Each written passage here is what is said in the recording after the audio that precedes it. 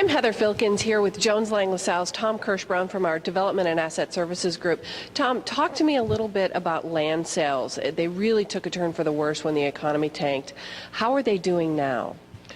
I would say they're probably bouncing along at the bottom, very much depending on specific locations, but in aggregate, there's still a little more price adjustment that has to occur before we start seeing some significant volumes in land transactions. Talk to me about financing right now. What's happening? Can you get any money to buy any land?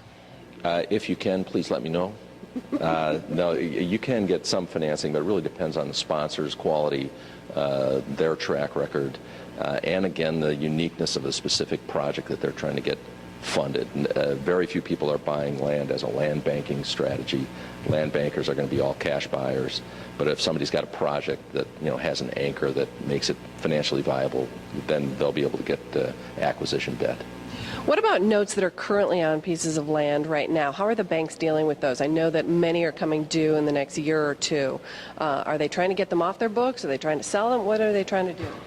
Frankly, most of the land deals that had debt on them have already gone back to the banks or working their way through the default process because there was no income to hang on to and try to lease something up. It was a binary situation where you're either in or you're out. And so not a lot of those loans are coming due. They're done. And it's really a cleanup process for most land loans. Are we seeing a difference in any market in the country, the primary markets? How are they doing versus the secondary? Everybody likes the faves, Los Angeles, New York, Washington, and there's good competition for available land that may be on the market in those markets. Coastal locations, but frankly in coastal resort locations we're doing a lot of cleanup on deals that fell short because second homes are a choice as opposed to a necessity. Mm-hmm. And those kind of fell off the cliff first. Frankly, it's within metropolitan areas that we see the highest variation. Out in the periphery, where there's a lot of potential competition, very little activity, huge discounts to original value. Some of these subdivisions or future subdivisions may remain cornfields for quite a while. When you're in an infill location, a core city, or the inner tier of suburbs, where you're confident that no new supply is going to come up near you for whatever your new project is, those have a much better chance of transacting and at a much higher value than the stuff on the periphery.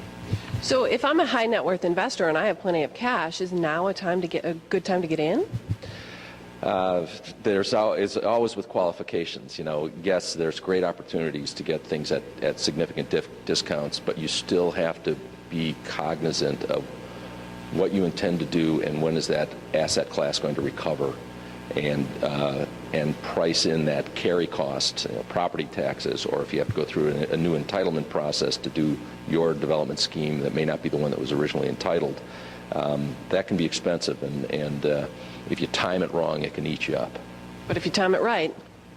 There's huge upside, but a lot of the money on the sidelines has been waiting for the banks to mark it down to a level that they're comfortable with, and there's that ask-bid gap that remains significant in a lot of markets.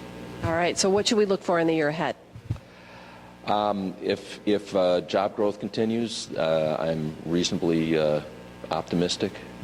If we continue to stumble along, we're going to be waiting a while.